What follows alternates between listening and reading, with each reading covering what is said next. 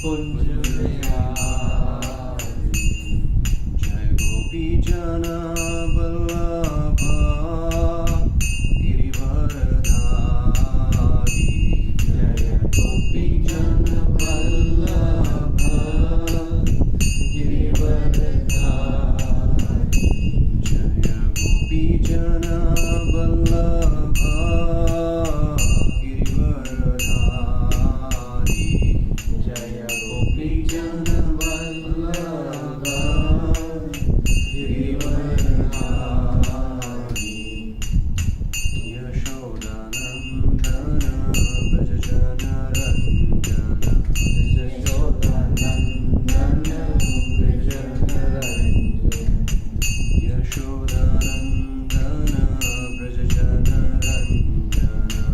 Yashodanandana Brajajana Ranjana. Yamuna Tira Vanachari. Yamuna Tira Vanachari. Yamuna Tira Vanachari. Yamuna Tira Vanachari. Jaya Radha Madhava Kunja Vihari. Jaya Radha Madhava Kunja Vihari. Jaya Radha Madhava Kunja Vihari. Jaya Radha Madhava Kunja Vihari. Jaya Radha Madhava Radha Madhava Radhe. Jaya Radha Madhava Radha Madhava Radhe. Jaya Radha Shyam Sundar Radha Shyam Sundar Radhe. Jaya Radha Shyam Sundar Radha Shyam Sundar Radhe.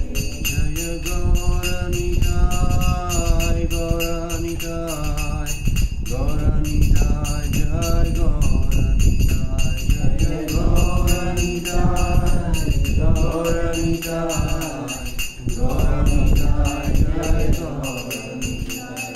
Jai Jai Prabhupada Prabhupada Prabhupada. Jai Jai Prabhupada. Jai Jai Prabhupada Prabhupada Prabhupada. Jai Jai Prabhupada. Jai Jai Gurudev Gurudev Gurudev. Jai Jai Gurudev. Jai Jai Gurudev Gurudev Gurudev. Jai Jai Gurudev. Hariram Sankirtan Yagi ki Jai. Shri Prabhupada ki Jai. Anant Koti Vaishnava Vrinda ki Jai. Om Namo Bhagavate Vasudevaya. Om Namo Bhagavate Vasudevaya. Om Namo Bhagavate Vasudevaya. Om Namo Bhagavate Vasudevaya. Om Namo Bhagavate Vasudevaya. Om Namo Bhagavate Vasudevaya.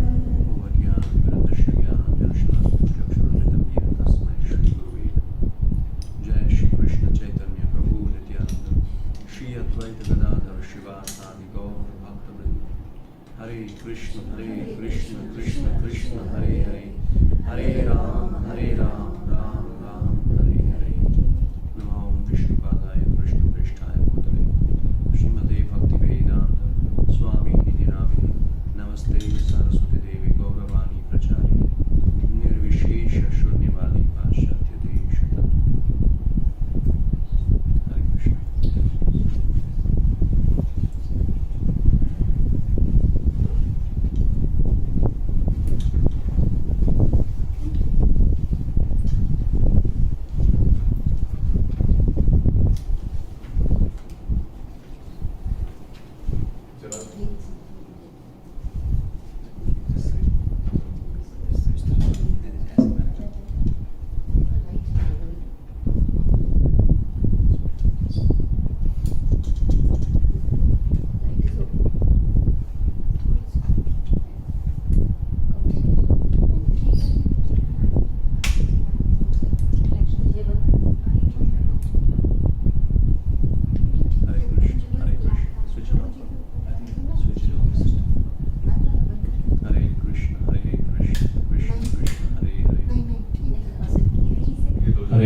Hare Ram, Ram Ram, Hare Hare. Hare Krishna, everyone. So we are going to start chapter 9, the most confidential knowledge.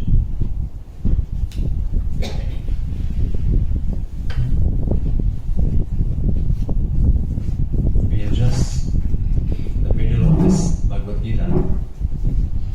So first 6 chapters, it is Karma Yoga, and last 6 chapters, Jnana Yoga, and the middle section, chapter 6 to 12, this is called Bhakti Yoga.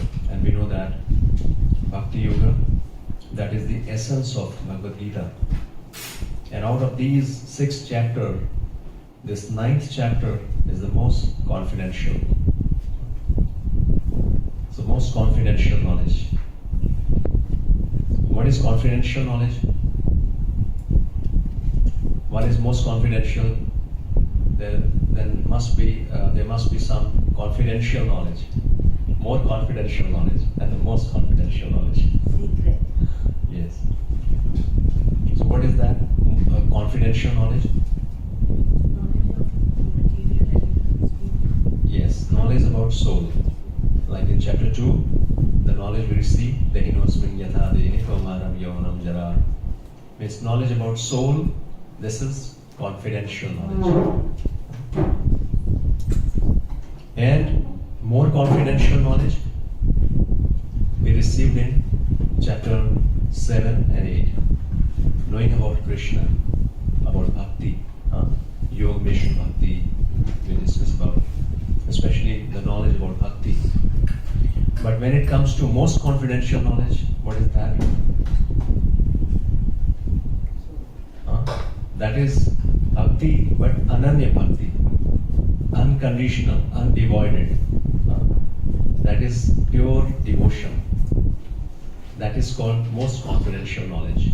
So in this chapter, now we are going to get that most confidential knowledge, the relationship between living entity and Krishna, how we can the exchange between devotee and Krishna. That is most confidential knowledge. And if you see this chapter, especially like when we were reading chapter 3, Karma Yoga, and similar chapter, that is chapter 5, Karma Yoga and Krishna consciousness. So the knowledge we received in chapter 3, that was more elaborated in chapter 5. Similarly, the knowledge about Krishna, about his energies, about his relationship with this material world. So this knowledge we have already received a little bit in chapter 7.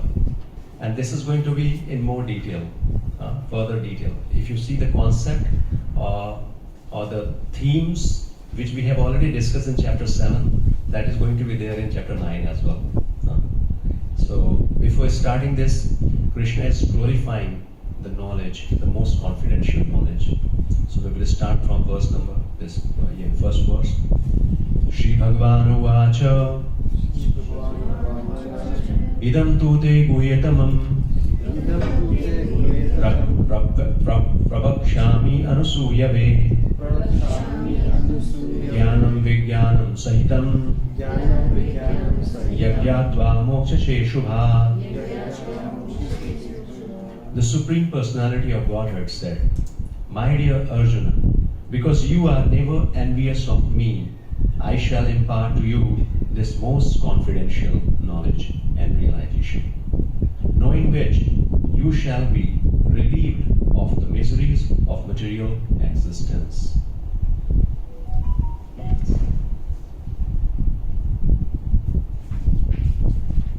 So this is Guhyatamam, as we spoke about it, most confidential knowledge. And this knowledge is Pratyakshavagama. This is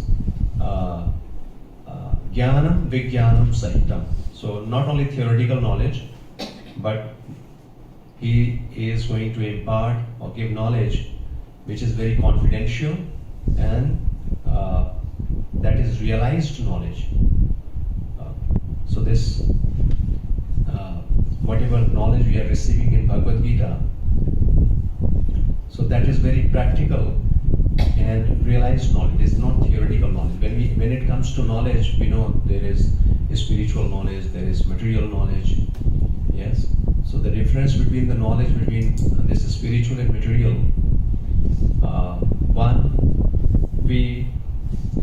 with one knowledge we can maintain our body, and the second, the spiritual knowledge, that is our spiritual advancement.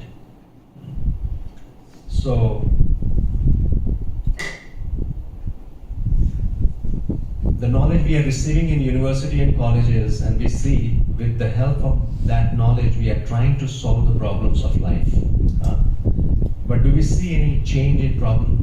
A problem is solved. Even temporary problem, if we talk about the regular day-to-day life, we are struggling, so many problems are there. So the science or technology, they all trying to just solve the problems of life. But ultimately what we see, the problem is still there. The problem in different form. Maybe if for example, some disease, maybe for example we can say coronavirus, right? So now after lots of research or lots of effort, now the scientists they came up with some medicine, some vaccination, and then they now challenge that okay, they can cure. So fine, they got some solution to cure one disease, but diseases are still there, right? So with this effort, we see we can only solve one particular problem, one specific problem, but the problem is always there in different forms. Now the problem will come in different form, in different name, but the problem is always there. So this material education, that can only help us to solve some temporary problem in life. Maybe we need some shelter, we need some food, water, right? Even that too, to get these things, we have our natural process, natural way of getting these things, but we are making it more complicated, and the situation is getting more worse. Not criticizing the technology, but the situation is, this is the reality of life. If we see the paradox of life, whatever advancement is there and the purpose, we are not achieving that. Advancement is there, facilities are there, but the purpose is still not achieved. If you talk about time, if you talk about the relationship with others, it is getting worse even, right? And technology is so much advanced, but no time, right? Everybody busy so much. So, but Krishna is saying this knowledge, what he is going to give, this most confidential knowledge, spiritual knowledge, after getting this knowledge and practicing this knowledge, what will happen? Relieved of the miseries of material existence. Not only temporary problem we are talking about, the temporary problem of this material world, that will be solved, and at the same time the real problem of life, birth, death, old age, disease, all these problems will be solved. And now he is saying that Rajvidya Rajguhyam Pavitram Vidamuttamam Pratyakshavagam Dharmyam Susukam Kartum Avyayam. And this knowledge is Rajvidya, king of knowledge. So much knowledge we have in this material world, right? But this knowledge is king of knowledge, the topmost knowledge. And Rajguhyam, most confidential. Do you think it is most confidential knowledge? We are trying to spread it. Everybody is distributing it openly. It's an open secret. Why it is most confidential? It's confidential knowledge. We are trying to distribute it. We are trying to give it everyone. Book is there, open book, you can see. Then why it is most confidential knowledge? Because every person has a different relation with Krishna. That's why you make it confidential. So I can have a different, like the last chapter we read. Yes. That there are 4 ways in which you connect with Krishna. Yes. So I can connect with Krishna as a friend. Some other Yes. can connect with Krishna as a bhakt. So it's a confidential knowledge in its way. It's in its own way. Yes, that's okay. Means of course we have different relationship with Krishna. So more means confidential knowledge means though it is open and we are trying to distribute it freely and easily, we are trying that everybody should understand. But still, it is even many people reading Bhagavad Gita, studying Bhagavad Gita, but still they are not able to understand. Because this, to understand in relation with the devotees. yes, The soul and Otherwise, the on our own, we can't. yes, understand. this knowledge everybody cannot understand. There's a qualification for that. Everybody cannot understand this knowledge. This is confidential. Even many a times reading, so many people reading Bhagavad Gita again and again, but still they are not able to understand. Because it is not just how much cognitive power we have, how much is what is our based on only intelligence. If we try to understand Bhagavad Gita, it is impossible.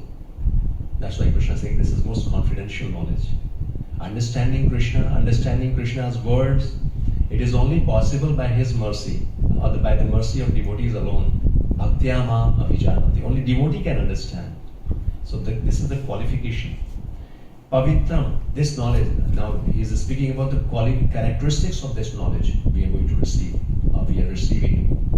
So this knowledge first, Raj Vidya, this is king of knowledge. Raj Guhyam, this is most confidential knowledge. And the next characteristic, Pavitram, this is pure knowledge. Once we receive this knowledge, once we practice this knowledge, we become pure.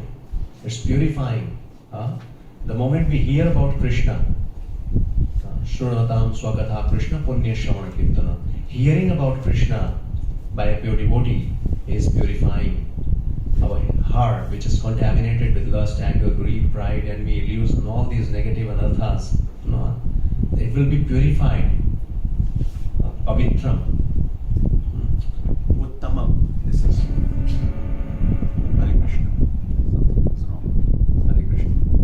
Is the net reserve? Hare Krishna. Hare Krishna.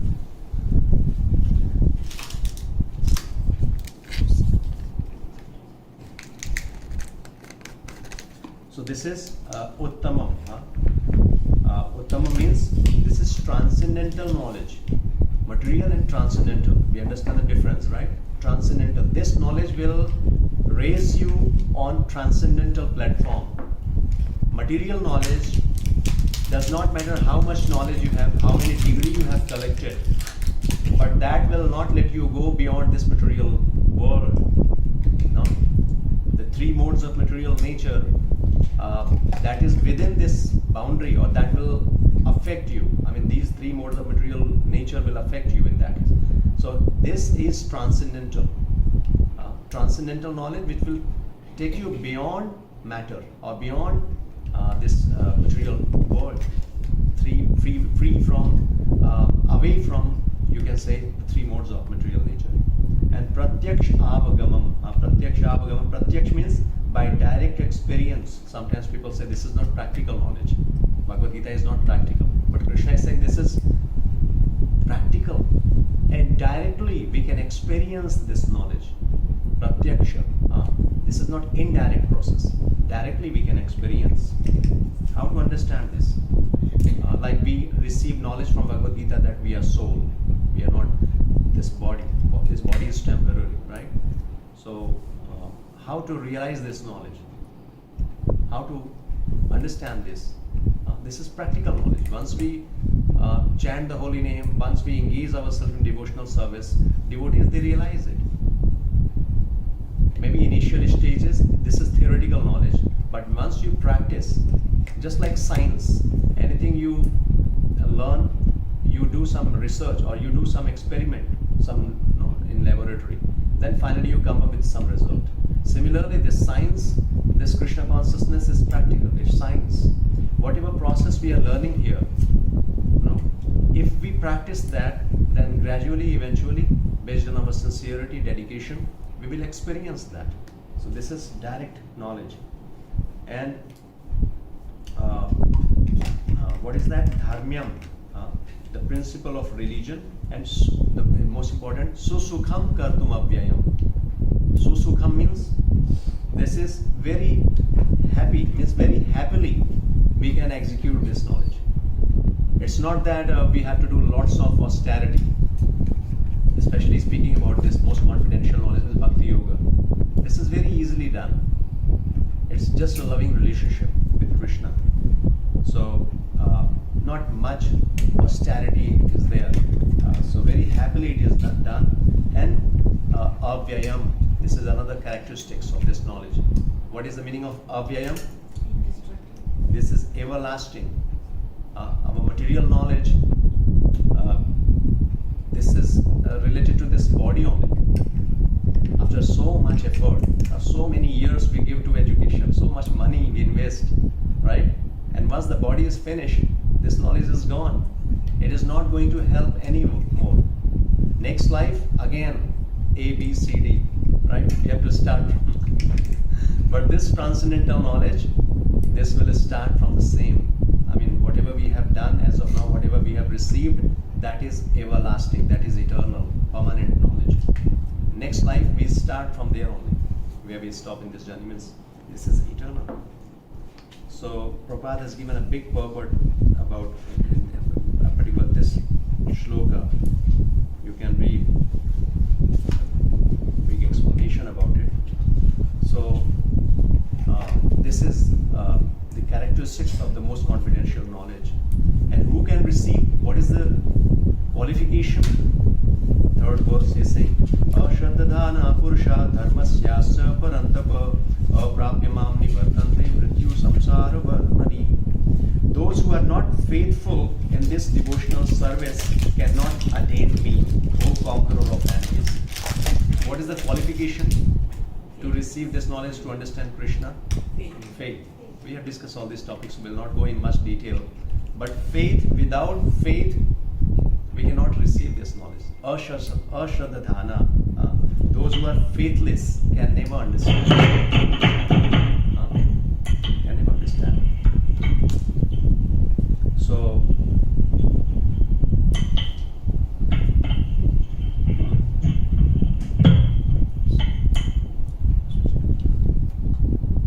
and so one who has faith, like Prabhupada is saying, that faith is most important factor for progress in Krishna consciousness. In Chaitanya Charitamrita it is said that faith is the complete conviction that simply by serving the Supreme Lord, Sri Krishna, one can achieve all perfection. So this is faith. We should have faith that Krishna, he is our supreme protector. He is supreme controller, and that by simply serving Krishna we can achieve all perfection in life. So this is called real faith, as is stated in Srimad Bhagavatam. Yatha tarormur nishechanena tripyankita skanda bhujopashakha pranopahara chayatendriyanam tathaiva sarvaharam achyuteja. By giving water to the root of a tree, one satisfies its branches, twigs and leaves, and by supplying food to the stomach, one satisfies all the senses of the body. Similarly, by engaging in the transcendental service of the Supreme Lord, one automatically satisfies all the demigods and all other living entity. So this analogy, this example, if we are serving Krishna, then everything will be taken care. Everybody will be satisfied, all other demigods, all relatives, everything will be done. So faith is very, very important. And one who does not have faith, means one, if we have faith in Krishna, then we will understand Krishna. And if we do not have faith, what will happen? What is the result of those people who does not have faith in God, in Krishna? What will happen? They return to the path of birth and death in this material world. So one who has faith in Krishna, they will achieve, they will get Krishna, they will go back to Godhead. And if do not have faith, what will happen? They will, yes, mrityu samsara varmani nivartante. They will come to this material world again and again. Maya tatam idam sarvam jagat avyaktamurtina mastani sarva bhutani na chaham teshu avastita. So as of now, Krishna has explained the significance, the characteristics of most confidential knowledge. So one who is having this knowledge, one who is faithful, will attain Krishna, or we will go back to Godhead. But who does not have faith in this knowledge, then or Krishna will come to this material world again and again. So now he's saying, by me in my unmanifested form, this entire universe is pervaded. All beings are in me, but I am not in them. So now Krishna is speaking about his relationship from this material world. You know how Krishna is the creator, the maintainer, the source of material world. So he's saying, in my unmanifested form, this entire universe is pervaded. So, like in chapter 7 also we studied about that Krishna is all pervasive. Everything emanates from Krishna. This material energy, spiritual energy, everything. This is energy of Krishna. So Krishna is saying that this universe, this material world, what is that? That is my energy. Krishna is all pervaded through his energy. So all beings are me, but I am not in them. This word is very important to understand. So everything,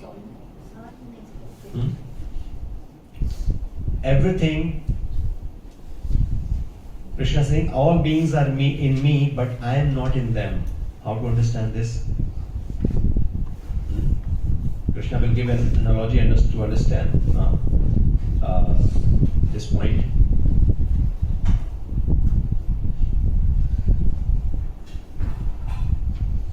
Krishna will be there in his devotees.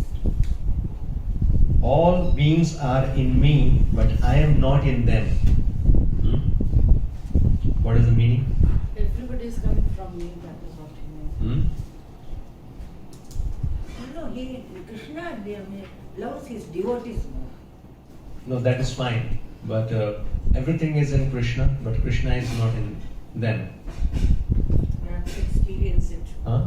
You have to experience it. Yes. So here the point, even he's giving a beautiful analogy to understand. Because we know that everything is coming from Krishna. Like this material world, the spiritual world, this is coming from Krishna. So Krishna, this is Krishna's energy, but at the same time, Krishna is not present there. Krishna is there in his spiritual kingdom. So everything is there in Krishna, or everything you can say by the will of Krishna, everything is happening. If you talk about creation also, that creation is taking place by the will of Krishna. But Krishna is not directly involved in creation. Who is doing creation? Creation of this material universe. So if Krishna wants to do anything, he is not doing that personally. He is the director, right? And his further expansions or energies, they are involved in creation, maintenance, and annihilation. So like we see that when Krishna wants to create this universe, then he expands. Or the Mahavishnu, who is the expansion. When we know so many, his first expansion is Lord Balram, and then from Balram, Vasudeva, Sankarshan, Aniruddha, Pradyumna, and then further from Sankarshan in Vaikuntha, Vasudeva, Sankarshan, Aniruddha, Pradyumna, and this Sankarshan who is manifesting as Narayan, and that Narayan manifesting as Mahavishnu, and that Mahavishnu, from his navel, not navel, from his the bodily hairs, the pore of his body, innumerable universes coming out. So this is what the creation we know about. So and then the same Mahavishnu, he is manifesting as Garbhodakshay Vishnu. He is entering into all the universes, and that Garbhodakshay Vishnu again expanding himself as Kshirodakshay Vishnu. So Krishna is not directly involved, but everything is being done by Krishna. So he is giving another analogy to understand it in the 6th shloka. But before that, what he is saying, and yet everything that is created does not rest in me. Behold my mystic opulence. Although I am the maintainer of all living entities, and although I am everywhere, I am not a part of this cosmic manifestation. For myself is the very source of creation. So Krishna is the source of everything, but directly he is not involved in everything. So we see creation, maintenance, annihilation. Even Lord Brahma is confirming in Brahma Samhita, like in this material world. Who is the superintendent of this material world? Mother Durga, right? She is in charge of this material world. She is creating, maintaining, annihilating whatever she is doing. But she is not independent. She is doing by the will of Krishna. She is following Krishna. So to understand the same concept, Krishna is giving one analogy. Yathakashistito nityam vayu sarvatra gato mahan tatha sarvani bhutani matsani upadharaya. Understand that as the mighty wind blowing everywhere rests always in the sky, all created beings rest in me. So two things, the sky, and within the sky there is air. So in this universal, if you see the universe, what is the biggest thing? That is the sky. We see the biggest, or the the biggest we see is sky. And within the sky, the next biggest thing, what is there? That is air. So air is within the sky, but the sky is not affected. So we see all things moving. It is because of air. Because air is there, that's why we see movement in this universe, right? But the sky is unaffected by this.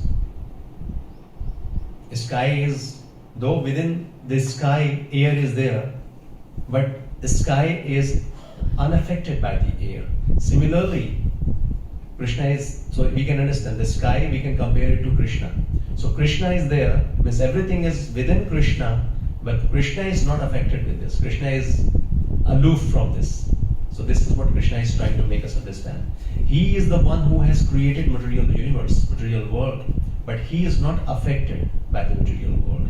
Like Mayavadi, we have discussed many times. The Mayavadi, they say that when Krishna comes to this material world, he is affected or influenced by the three modes of material nature. But Krishna is saying no, because Krishna is transcendental. He is never ever affected by the three modes of material nature. So this is what the Aishwarya, inconceivable potency of Lord Krishna. No?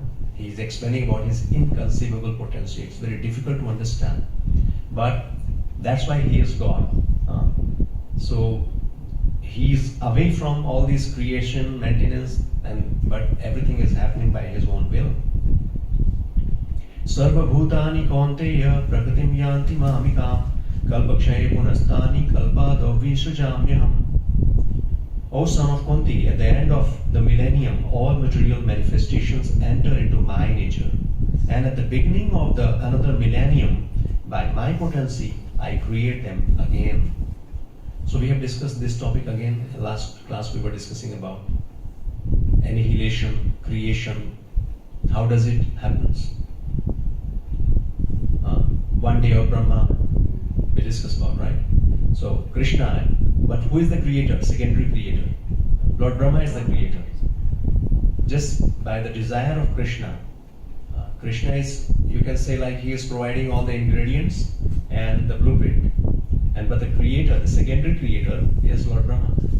And one day of Brahma means when the day of Brahma, the creation takes place, and at night the annihilation takes place. So this is the process.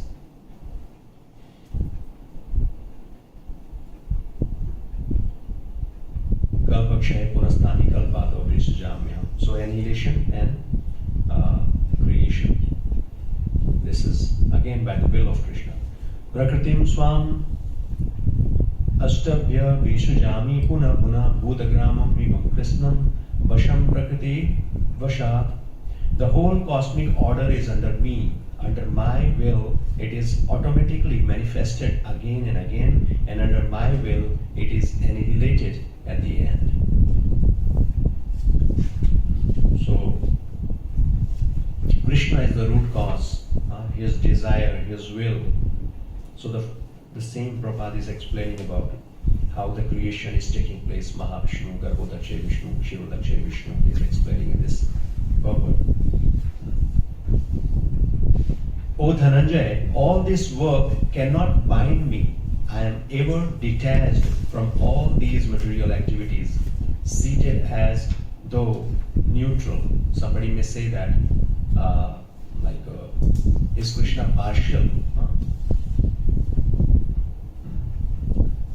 But Krishna here, the word he is using, he is whatever whatever is happening in this material world, good, bad, whatever is happening, udasina. Udasina means neutral. He is not concerned. Like sometimes we can say that why it is happening in this. If Krishna has created this material world, why so much suffering is there? Why people are struggling? So Krishna has nothing to do with this, right? Whatever is happening, That's interesting. he is neutral.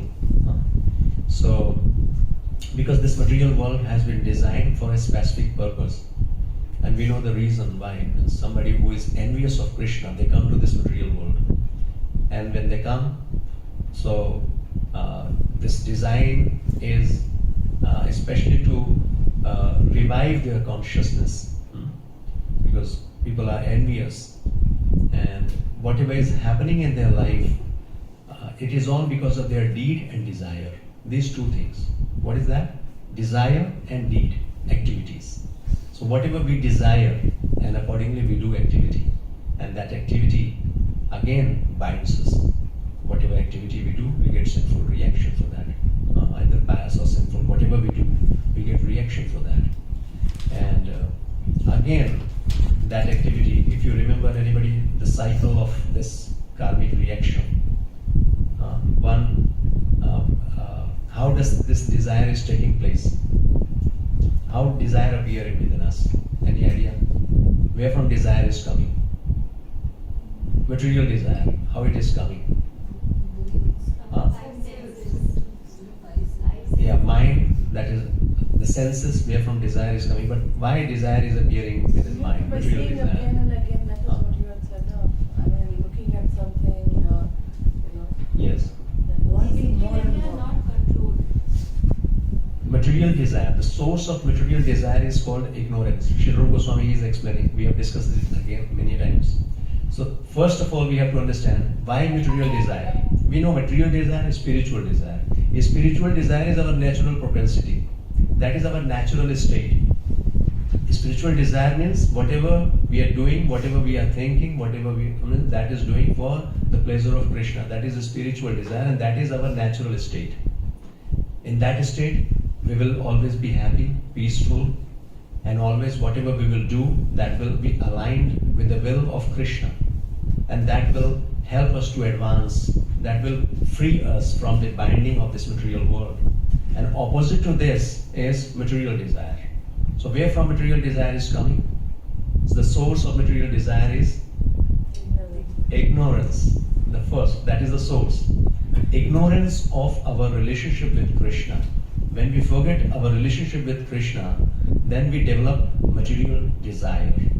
And when we develop material desire, we do similar activities. And that activity will bring two kinds of result, twofold result. What is that?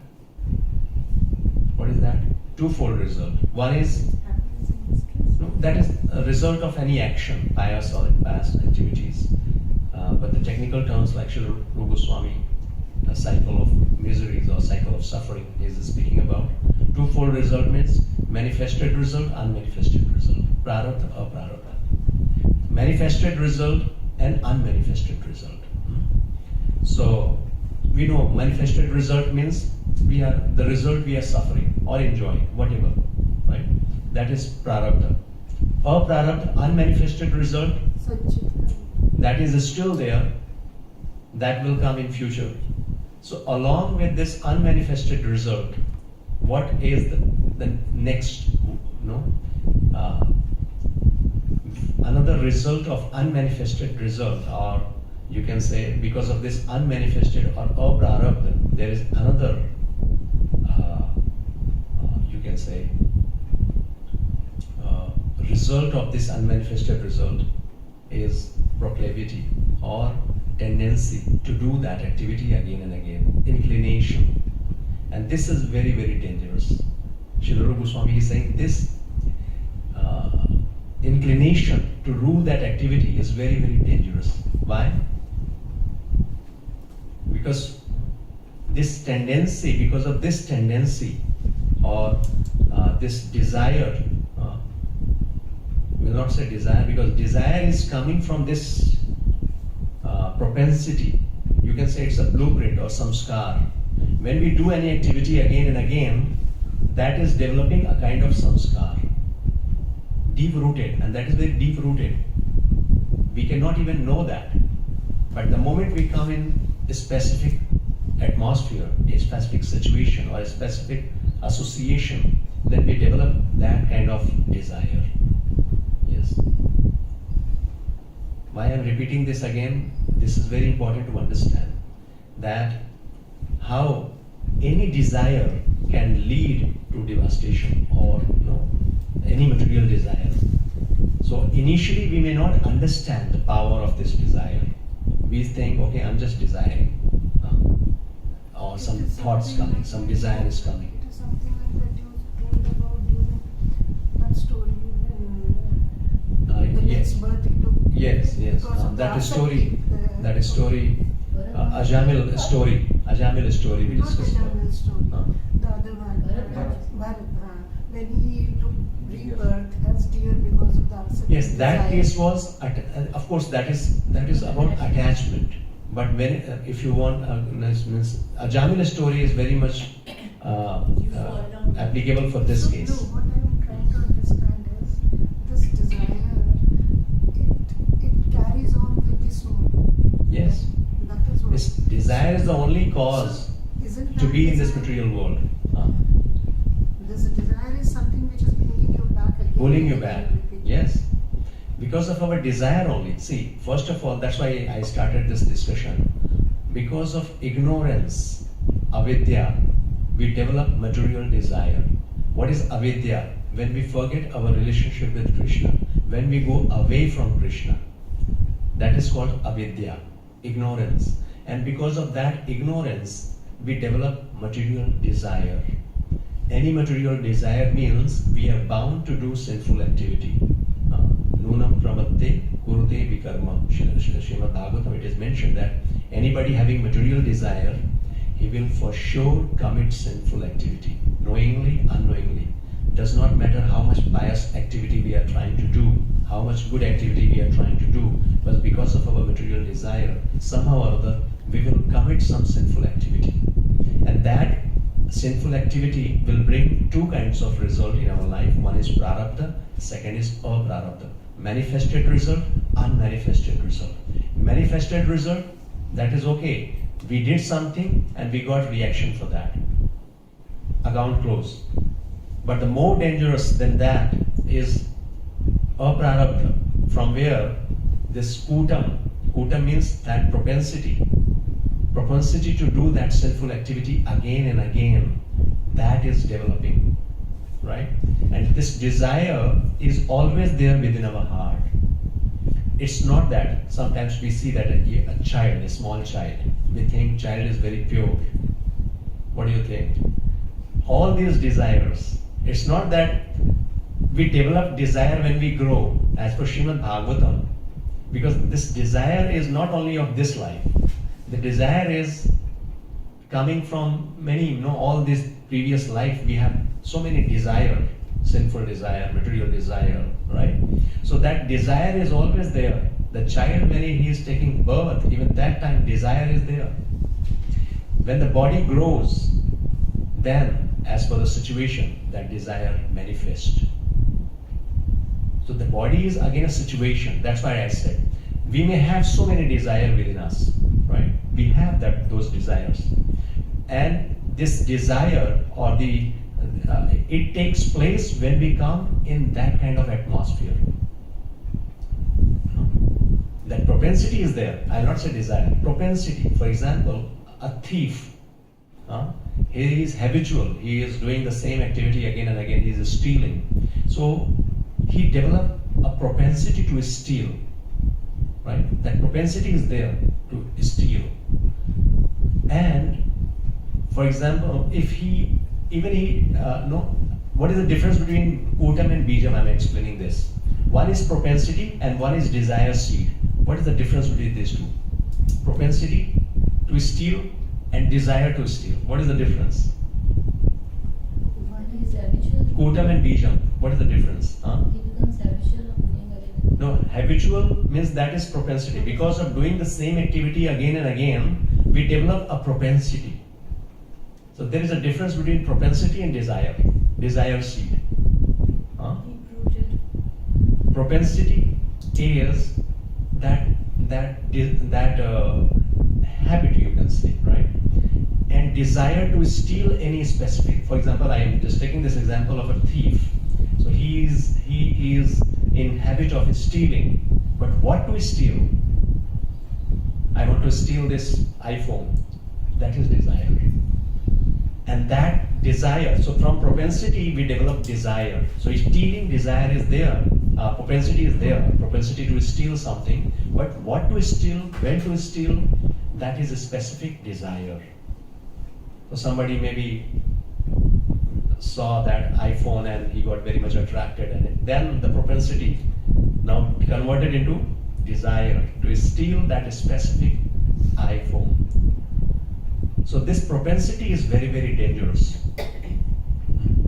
And if you remember the story, especially when we discuss this cycle of suffering, why we develop material desire and how this material desire forces us to do some sinful activity, and because of that sinful activity, we get some sinful reaction in our life, and because of this propensity, we do that activity again and again, and this way we become this is the vicious cycle of suffering, and we try to come out of it, but we become sometimes very helpless. We are not able to come out of it.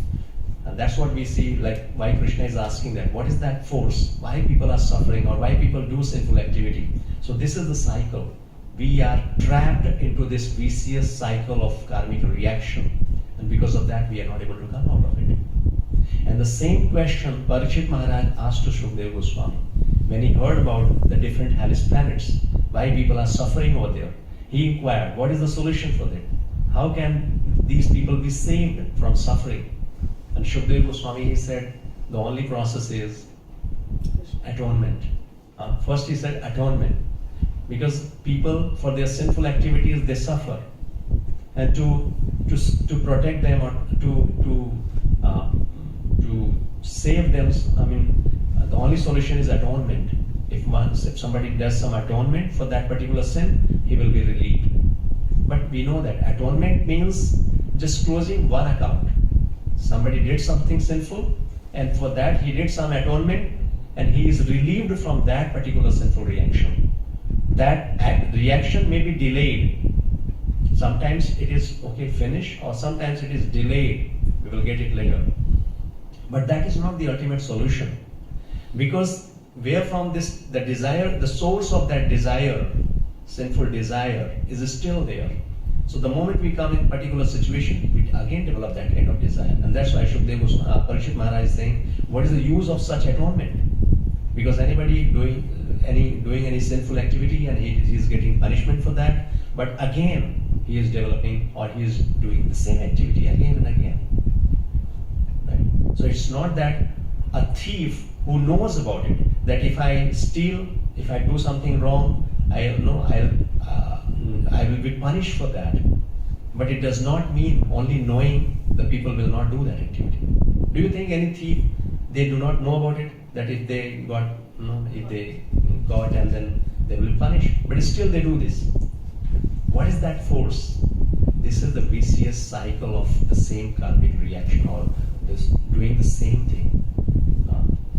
Because of that, they become so much habituated, so much inflicted by that desire, that they cannot check themselves, they cannot stop themselves. So that deep-rooted samskaras are there. So what is the solution then? One is atonement. You can just nullify particular sinful activity. But how to just finish, or how to destroy this sinful desire? Desiring Krishna. Desiring Krishna, Yes. and putting everything in his. So the only way to destroy the sinful tendency or sinful desire is bhakti, pure devotion. Even in 11th canto of Srimad Bhagavatam, Uddhava, he is asking the same to Krishna. What is the best approach to get you? Then Krishna is explaining all different ways. Karma yoga, Jnana yoga, Dhyana yoga, Ashtanga yoga. He is giving detail about it. And finally he said that bhakti is the pure form, because pure devotion, because in all other different processes there is always some desire, some personal motive, or there is always a chance of deviation. People following yoga process may be attracted with the siddhis, different other perfections, arima, ladima, mahima. These are all different power, different opulences or siddhis. They may be attracted with that. Jnanis, they may become proud of their knowledge, right? And similarly, all other different processes, there is a chance, because they have some desire, and we know the desire is the root cause. Until we purify ourselves with our heart, it's very difficult to get Krishna. Then Krishna is saying that pure devotion, my devotees, they do not desire even the heavenly planets. They don't have any kind of desire. And with the power of bhakti, even if they have some desire, even if they do some sinful activity, because they are always engaged in devotional service, they are purified. At the last of this chapter, we will hear about it. Mahatma. Who is Mahatma? Even somebody is committing very sinful activity, but if he is always engaged in loving devotional service to Krishna, he is known as Mahatma. Api chet suduracharo bhajate mamana nibhag sadhurev samantavya samyak vyavasito hisa. This is the last verse, we will discuss about it. But this is the power of devotion. Anybody from any background, whatever activities he has done, any caste, any color, any creed, any country he is coming from, if he is simply taking shelter of Krishna, engage himself in loving devotional service to Krishna, he is purified. He is free from all sinful previous reactions. Not only the sinful desire, but that propensity is destroyed, fully purified. No other way is there to purify completely. Complete purification is only possible when we take shelter of Krishna, when we do loving devotional service to Krishna. Jnana, all these different processes, there is a tinge of material desire, or some desire will always be there.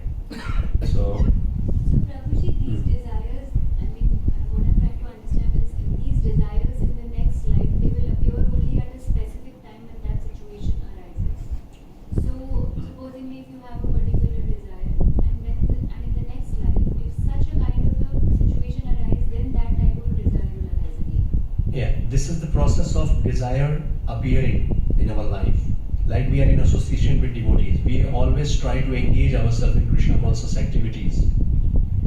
Even some material desire may be there, but if we regularly associate with devotees, if we keep on hearing about Lord Krishna, that desire will not take place.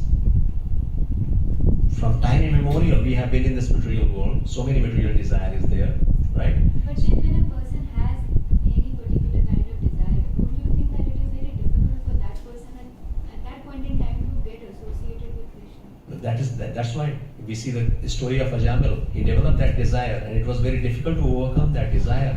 He got caught up into that. Finally, he went through so many sinful activities, and at the last stage, he realized his mistake. So that happens, and that's why we are trying to understand the power of desire. And desire is and because of this one desire only, we are coming to this material world. And why we are discussing? Because we are trying to understand the power of Bhakti Yoga, this chapter. That if we go away from Krishna, there is no other way which can help us. All other means, maybe we are doing so good activities, so many good pious activities, helping others, so many things. But one thing for sure we have to understand, without devotion, without taking shelter of Krishna, we cannot go away from Maya. We have to be. That's what in 7th chapter we discussed about. No? And so the same thing, Krishna is going to speak here, that this Maya or this material nature is not independent. He's saying, Maya Dyakshena Prakriti Suyate Sacharacharam Hetunanina Kaunteya Jagat Arivartate. This material nature, which is one of my energies, is working under my direction. O son of Kunti, producing all moving and non-moving beings under its rule.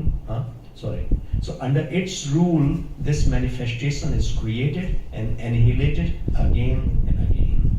Very clearly Krishna is stating this, right? That this material nature is my energy.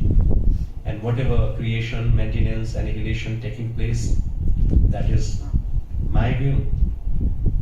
So any people, like atheistic people, they say that everything is going on its own accord. Nobody is there, no God. So that is wrong. This whole manifestation is taking place by the will of Krishna. So then Krishna is clearly stating that avajananti mam mudha manushim tanumashitam param bhavam majananto mama bhuta maheshwaram. So fools deride me when I descend in the human form. Yes, means these atheistic people, they do not see God in this material creation, or they do not believe in the existence of God, or even if they think that Krishna is just like a human being, just like us. When he appears, when Krishna is appearing in this material world, they consider Krishna as normal human being. So this is, Krishna is very strong word he is using. Avajananti ma mudha. Mudha means fools. He is saying fools deride me when I descend in the human form. They do not know my transcendental nature as the Supreme Lord of all that be. Yes. So Krishna is not means material. He is Satchidananda Vigraha, Anadi Radhir Govinda, Sarva Karana Karanam. So he is the source of everything. He is transcendental. So even if he is in material world, his body is transcendental. So of course, to see Krishna, we need Shastra Chakshu, spiritual vision. Like in Srimad Bhagavatam it is mentioned, Premanjana Churita Bhakti Virochanetam. Only a devotee whose eyes are tinged with devotion, the ointment of devotion, they only can see Krishna everywhere, in everything. But non-devotees, they cannot see Krishna. Even Krishna is all pervaded. He is everywhere, in everything. But they cannot see Krishna. So that is what Krishna is saying, that these foolish people, they cannot understand the transcendental nature as the Supreme Lord of all that be. Do we have faith? I mean,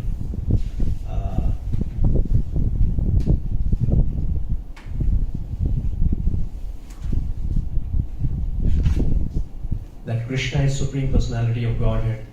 Krishna is, though this question I should not ask as of now, but once Srila Prabhupada asked this question to all the sannyasis, not the neophyte devotees, the sannyasi disciples of Srila Prabhupada, and very just looking in their eyes, Srila Prabhupada asked one question: do you have faith that Krishna is the Supreme Personality of Godhead? And everybody was silent. Do we have that much faith? It's not easy job, right? Because we have been conditioned from so many lifetimes, and all of a sudden developing that much faith is very difficult. But our success, even if we don't have that much faith, but if we have faith in Guru, if we have faith in the words of Krishna, that will help us to protect. I mean, that will protect us, that will save us. So Prabhupada used to give example, like maybe one mechanic, he may not be very educated. He has not gone through any kind of university for engineering or for any kind of mechanical education. But because if he is following an engineer, whatever instruction he is giving, if he is simply following that instruction, he is also an engineer. So all these engineers, mechanics, you see, they never go to any school, they are just illiterate people. But because they have seen some experts working like that and they just follow the instruction or they do like that, and they become also, they're doing the same job. So similarly, even if we do not have faith, that much faith as of now, but if we simply have faith in Guru, and if we just follow him, then we are also perfect. Just like a postman. The postman, his business is only to whatever is delivered, he just whatever he receives from one place and just he deliver to the second place, I mean, to the person. So similarly, how much time will take to develop that faith, how much sincerity, that is another thing. But just have faith that whatever is mentioned in Bhagavad Gita, whatever we are receiving from Guru, that is truth. I may not have that much faith as of now, but I have faith in my spiritual master. He has faith. And if we simply have this approach, we will achieve perfection of life. So one small girl, even many atheistic people, Mayavadis, they used to approach Srila Prabhupada, and they were doing lots of argument, so much of discussion, and Prabhupada sometimes he was not giving so much answers, and simply he asked, I don't remember the name, she was the daughter of Malati Mataji, and Prabhupada asked, tell me, who is Krishna? And that small girl, 5 years old girl, and very confidently, what she said, Krishna is the Supreme Personality of God. This is complete knowledge, most confidential knowledge. She knows, even without going through all the Vedic scripture, she knows the fact. Krishna is the Supreme Personality of God, and Krishna said, Vedaisha sarvera hame vedyo. What is the use of reading all the Vedic scriptures? If you come to this point, if you know that Krishna is the Supreme Personality of God, and if you have accepted, it means you have already read the whole Vedic scripture. This is the culmination of all knowledge. So Prabhupada, this way he used to give answer. She is more intelligent because she has achieved the culmination of all the Vedic knowledge. Yes. So those who are thus bewildered are attracted by demoniac and atheistic views. So bewildered means here means one who do not believe in Krishna, one who think that Krishna is just an ordinary human being. So now he's saying moghasha mogha karmano mogha jnana vijedasa rakshasim asurim chaiva prakritim mohinim shrita. Those who are thus bewildered are attracted by the demoniac and atheistic views. So those who do not have faith in Krishna, do not believe that Krishna is the Supreme Personality of Godhead, what happens to them? They develop or are attracted by demoniac and atheistic views. They become very atheistic. And they are attracted by demoniac views. What is demoniac views? God does not exist. I am God. These are all demoniac views. I am master. I am controller. I am enjoyer. This is demoniac view. So in that deluded condition, their hopes for liberation, their fruitive activities, and their culture of knowledge are all defeated. So this is the result of those people who do not have faith in Krishna. So even hope for liberation, whatever activity they are doing. See, we see hardcore materialistic people. They do not have faith in Krishna. But even there are transcendentalists. They are doing some or other kind of spiritual practices. But even after that, they do not have faith in Krishna's personal form. They do not believe that Krishna is a personality. So this is the result of those people. That their hopes for liberation, their fruitive activities, whatever they are doing, they will not get the ultimate benefit of it. And their culture of knowledge are all defeated. So here knowledge means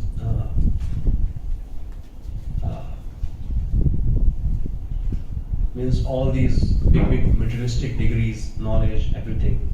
That is all useless. They will not get the perfection of their life.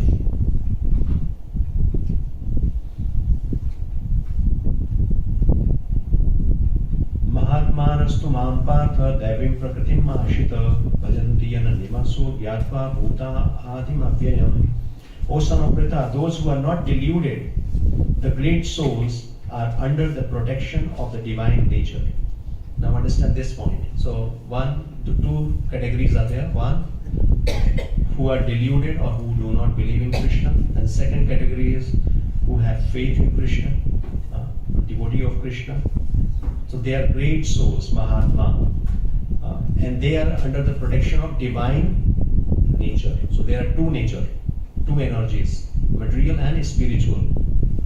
So devotees are under the protection of divine nature, and the non-devotees, they are not under the protection. We will say they are under the influence of material nature. So divine nature. So they are fully engaged in devotional service. So when they are under divine nature, what is the symptom? How we will know that somebody is being controlled by divine? So they are fully engaged in devotional service. They know me as the Supreme Personality of Godhead, original and inexhaustible. So this is the symptom of Mahatma. Anybody who is great soul, Prabhupada used to say that it's not just title. What is the meaning of Mahatma? Mahatma is not just title, like Mahatma Gandhi.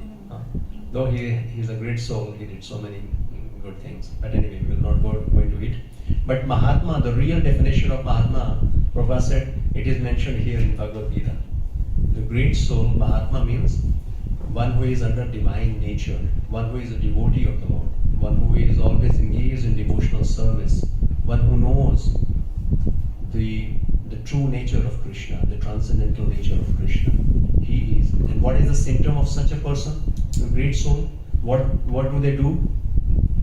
How they are engaged in our day-to-day life, in their day-to-day life? So Krishna is saying, very famous sloka, Satadam kirtayanto mam yatat tansha drinavita namasyantascha mam bhaktya nitya yukta upasate.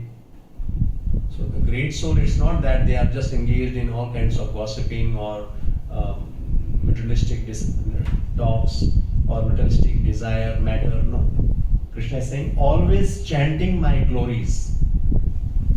Whatever they are doing, whatever they are thinking, the Krishna is center of that activity or thought process. So this is called kirtan. Satatam kirtayanto mam. Kirtan, we know one is like when we use musical instruments and we chant the holy name of the Lord. That is called kirtan. Chanting is also kirtan. When we chant the names on beat, that is called kirtan. So can we do that 24 hours a day throughout the life? Is it possible? 24 hours, just keep on chanting the name. This is the ideal situation. This is the most, this is the, we can say the best position, means if we can do that, that is really great. Like Srila Haridas Thakur, 22 hours, he used to chant the name. I don't know how, it's very inconceivable, right? 22 hours he used to chant, and along with that, whatever routine activities, and along with that, he used to go and preach others. Door to door he used to go, because this was the instruction of Chaitanya Mahaprabhu. Just go and preach others. Chant the holy name of Krishna. This is he used to do. So 24 hours he was engaged in chanting and preaching activities. So here Kirtan does not mean only chanting the holy name.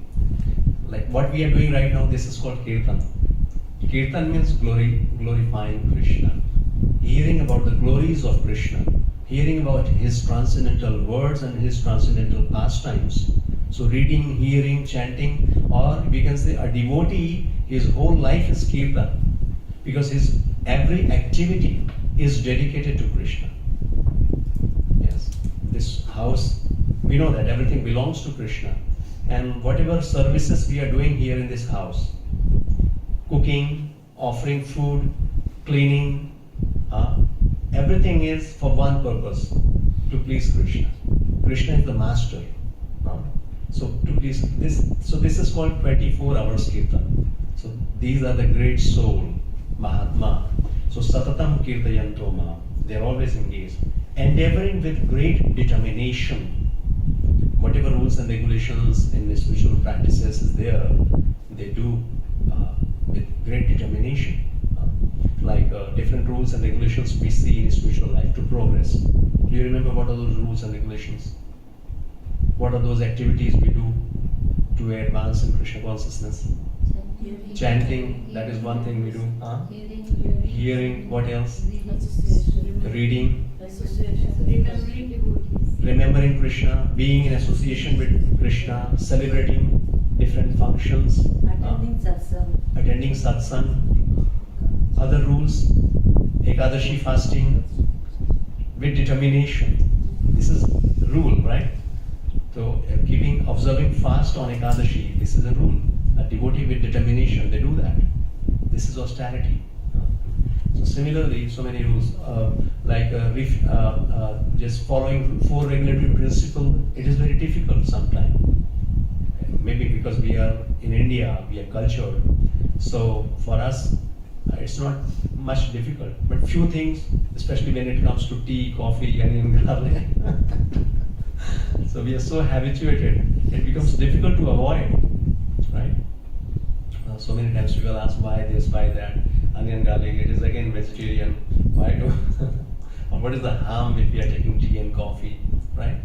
So anyway, it's not just external, how much benefit we are getting from something. Because many a times these are the logic behind that, no? Because we get this much benefit, that much benefit, health-related benefit. But here, more important than that is our consciousness. If something which is not helping us to raise our consciousness, our spiritual advancement, then we should avoid that. And even if it is giving you lots of benefit, but scripture or the instruction of Guru, that Guru says that no, you should not take this. So not taking that will help you to advance in Krishna consciousness. So devotees, they are always ready to do some austerity. Austerity means volunteer decision. Like without austerity, without controlling the mind and senses, we cannot progress in any field, anywhere, either material life or spiritual life. So some restraint or some austerity is required. So when it comes to bhakti, so these are the small austerities. And it's volunteer. Nobody will force, but volunteer austerity. This will help us. Waking up early in the morning, is it good? I mean, do we love that doing? I mean, initially it's very difficult. Nobody wants to wake up. Subah sabko acha lagta hai. They want to sleep. But waking up early in the morning is austerity. For the pleasure of Krishna, let me wake up early in the morning. Let me have his darshan. Let me offer obeisances, some arti, chant his name, read about him. This is austerity. Today's class, so much rain. It was very difficult. But this is your austerity. Why? To come here and hear about Krishna. And this will attract the mercy of Krishna when we endeavor for Krishna with determination. Doesn't matter how much we understand, how much means. Even this is the benefit of Kali Yuga. Even if we have sincere desire, Chaitanya Mahaprabhu said in Kali Yuga, if we have sincere desire for Krishna, we will get benefit. Like for example, maybe some devotees, they tried their best, but somehow they could not come over here. Will they get benefit? They get benefit. That is the benefit in Kali Yuga. If you have sincere desire for Krishna, even if you could not achieve that goal, but you will get credit, you will get mercy of Krishna. So simply by desiring, today's topic somehow it is moving around desire. So desire is very, very important. Even if we don't have, means we cannot do that, but we should desire at least. So this is the mercy of Chaitanya Mahaprabhu. If we have sinful, bad desire, understand this point also. If we have some sinful desire, some bad desire, or some negative thoughts, but if we are not executing it, that desire, if we are not executing it by words, by action, do we get result for that? What do you think? If we simply, that is there in mind. For example, if we criticize somebody, or if we have some sinful desire within our mind, what will happen in that case? Do we get any negative result for that? Just by thinking something negative about someone. Yes. Huh? Yes. Good news. In Kali Yuga, because our mind is so much contaminated, we keep on thinking so many negative things, sinful desires. But the good part is, in Kali Yuga, you are excused for that.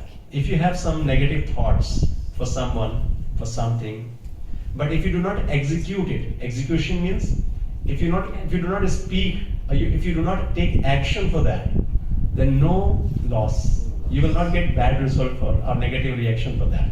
But if you think positive, if you think good, you are going to get benefit of that. So for negative thinking, you will not get any negative result. But for positive thinking, you will get result. Even if within mind, if you start serving Krishna, we have so many stories in Srimad Bhagavatam and other Puranas. One Brahmana, he was a devotee of the Lord. He was not having much facilities, but every day within his mind, he was cooking, best of the items, best of the food. He was cooking and offering it to the Lord. And one day he just prepared sweet meat, kheer. And after preparation, he thought it's too hot, let me check it. So within mind only, he does that preparation and he got burned. His finger was burned out. And Lord Narayan there in Vaikuntha, he was laughing at. And then Lakshmi, she asked, what happened? Why you are laughing? And he just told him all this story. So this is the benefit in Kali Yuga. Even if we sincerely desire that, my Lord, I want to serve you. I want to chant your name. I want to have your darshan. I want to engage my whole life, my words, mind, everything in your service. And this desire will also bring so much good result. So at least we should desire. So devotees, they are always endeavoring. Without endeavor, we cannot achieve anything. So bowing down before me, this is very, yes. Can I ask, Yes. you just mentioned your mind it doesn't create, but people have so many diseases, like how do you explain, like stress related diseases also, they cannot be medically explained, but they say they are psychosomatic. Yes. Now that is in the mind. So Yes. there's nothing wrong with the body there. So What is the question? like you said, if the thoughts, if they are there, but they don't cause any damage. But thoughts, like medical science has proved that thoughts do Yes, no, got affect it. But what I mean here, we are just trying to understand that if we have some negative thoughts, that is true. If we don't have to have even negative thoughts, but somehow it is affecting your body, right? That is affecting your consciousness. But we are speaking about, you can say, the glory of Kali Yuga. That because in that case, our mind is so much contaminated, we will never get a chance. So this is a special mercy of Krishna. This special mercy that if something wrong is there within your mind, though it is harmful, we should avoid, we are not to think. Manasa, vacha, karmana, we have to be pure. Mind, action, words, we have to be pure. But somehow, even in spite of so much of effort, if something negative is coming, at least you will not get sinful reaction for that. Suffering, that is okay. Of course, mind is part of body only, it's a subtle body. So the physical problem and everything we will get. My point is that it's not that we should keep on thinking negative, because ultimately whatever is in mind, if we keep on contemplating on that, that will manifest in action. So we have to avoid that. But somehow, even if it is there, in spite of our lots of endeavor, effort, at least spiritually we are not going to get any bad reaction for that. That is the point we are trying to understand. Getting this point. From a physical health point of view, that is of course will damage, because negativity will lead you to stress and anxiety, and that will disturb your health. So we should avoid that. So this is the extreme case we are discussing. That at least from a spiritual point of view, that will not. Otherwise, we in this Kali Yuga, it will become very difficult for us to qualify. Understand? These are the, you can say, grace mark, like the poor students, they are given. So they are given some grace mark, because in Kali Yuga, this is, if you go through the qualification of Kali Yuga, the characteristics or the qualities of Kali Yuga. Pranyadalpayu sasabhya kalavashmin yuge jana. So in this Kali Yuga, the people have less age or less span of life. They are not much intelligent from a spiritual point of view. They don't have much inclination towards spirituality or towards self-realization. They are just engaged in their material gain, or eating, sleeping, mating, defending. And people are upadruta, means they are suffering, they are unfortunate. So many sufferings coming in their life.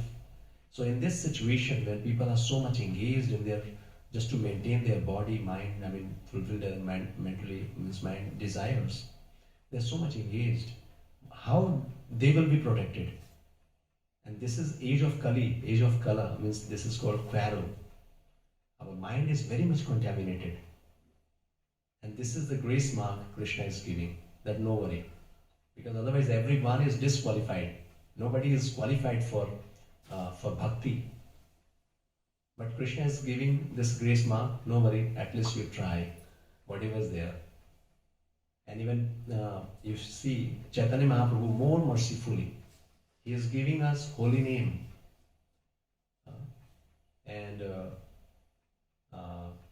In Srimad Bhagavatam it is mentioned that Kali Yuga has many bad qualities, but one good quality. What is that one good quality? What is that shloka, you remember, Vishal Prabhu? That Kaler dosh nidhe rajan asti hi eko mahan guna. In this Kali Yuga, this is full of faults. So many bad qualities are there in Kali Yuga. Kaler dosh nidhe rajan asti hi eko mahan guna. Sukadeva Goswami is speaking to Parikshit Maharaj. Hey Rajan, okay, this Kali Yuga is full of faults. But there is one great quality. Kaler dosh nidhe rajan asti hi eko. What is that? Kirtanadeva Krishnasya Mukta Sangha Param Rajit. There's one good quality in this Kali Yuga. Anybody just chanting the holy name of the Lord, he will be delivered from all sinful reactions, or he will be free from all these bad qualities. Right? So this holy name is for that. The point over here is that we have been given some special opportunity, seeing our bad situation, our bad condition. Special mercy of Krishna. So this is, just we will close here. So what else? These great souls perpetually worship me with devotion. So they are always engaged in loving devotional service to the Lord. So devotion, loving devotional service, there are three things in devotion. One is devotee, one is God, and in between devotee and God, who is that? Bhakti. Bhakta, Bhagavan, and in between that, Bhakti. Right? And we get this Bhakti Lata Bij, the seed of devotion, by the mercy of the spiritual master. So the spiritual master, he implant the seed of devotion within our heart. But just like if we want to implant the seed, show the seed. So what is another requirement? That soil must be fertile. If it is not fertile and show the seed, that will not fructify, right? So what is how we can understand the soil that is compared to our heart, and whether it is fertile or not, how to understand it? Our heart means whatever knowledge we are receiving, like Krishna said, if we have faith, faithfully, if we accept that instruction, if we accept that knowledge and practice it, this means fertile land. The land is fertile. And if we show the seed means that instruction we are getting. So if we show the seed of instruction within our heart, accept it faithfully and practice it, then the devotion, the seed of devotion will fructify and it will grow. And with the grow, we have to be careful. Means at the same time, means to let it grow, we have to keep on watering. What is that watering process? What do we do? Watering process, chanting, reading, hearing. We have to do it on a regular basis so that this seed of devotion will grow. The plant will grow. And with this growth, we have to keep it protected also. We have to do fencing to protect it. And what is that? How we can protect it? We don't have to get into bad association, either person or literature or kind of activities, thought process, any kind of bad association which will take us away from Krishna. So we have to protect at the same time. It's not just watering process is going on, but no protection. So anytime any animal will come and just eat it up and finish that plant is. So we have to protect it. We have to water it, we have to protect it. So both the things should go on parallelly. And different weeds will come out. When you water the plant, different other kinds of weeds will come out. So we have to observe it. The weeds, we will discuss in detail about it. Chaitanya Mahaprabhu has a very beautiful explanation in Chaitanya Charitamrita about it. What are those weeds? We have to understand. Puja, Path, Pratishtha. No? Name, fame, position. These are the weeds. Our only purpose in Krishna consciousness is to purify our heart and to develop our love for Krishna. No other purpose. This is the only purpose. So we should always remember it, and by chanting, reading, hearing, being in association with devotees, we should keep on watering this Bhakti Lata. And yes, then gradually, eventually it will achieve the perfection, the lotus feet of Lord Shri Krishna. That is our life. So let's chant one round. Yes.